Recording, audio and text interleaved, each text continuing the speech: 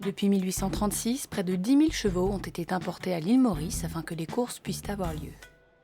Ils étaient pour la plupart importés par bateau d'Afrique du Sud, mais aussi d'Angleterre, de France et même d'Australie. Ce n'est qu'à partir des années 80 qu'ils furent acheminés par avion. De nos jours, environ 120 chevaux sont importés par an et ils sont en grosse majorité en provenance de l'Afrique du Sud. Cette importation massive nécessite le travail de toute une équipe qui travaille notamment en association avec les autorités vétérinaires mauriciennes et sud-africaines. À partir du moment où les chevaux ont été achetés en Afrique du Sud par leurs propriétaires mauriciens et afin d'être en accord avec les législations sanitaires mauriciennes et sud-africaines, tous les chevaux doivent subir avant leur importation une période d'isolation d'une durée de 21 jours. Pendant ces 21 jours, les chevaux subissent des tests vétérinaires pour pouvoir remplir toutes les conditions qui sont levées par le ministère de l'Agriculture ici à l'île Maurice. À la fin de ces 21 jours, ils sont certifiés, prêts pour l'exportation par les autorités vétérinaires sud-africaines. Et alors on les transporte dans un camion vers l'aéroport où ils s'acheminent par avion à l'île Maurice.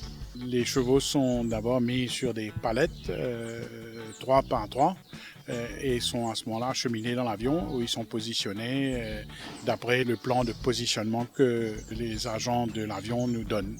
Les chevaux sont accompagnés par un vétérinaire, c'est obligatoire par les lois de l'aviation et aussi avec 3 palefreniers qui voyagent avec, qui sont là pour s'occuper des chevaux, de les mettre sur l'avion qui prend quelques heures, les voyager, le vol de à peu près 4 heures entre l'Afrique du Sud et Maurice et le débarquement ici.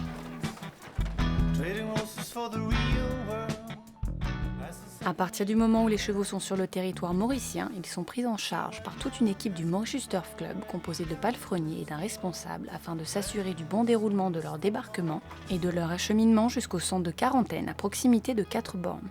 Les services vétérinaires gouvernementaux sont aussi présents pour s'assurer de la bonne santé des chevaux avant l'embarquement dans le camion. Tout ce protocole se passe bien sûr selon des normes établies.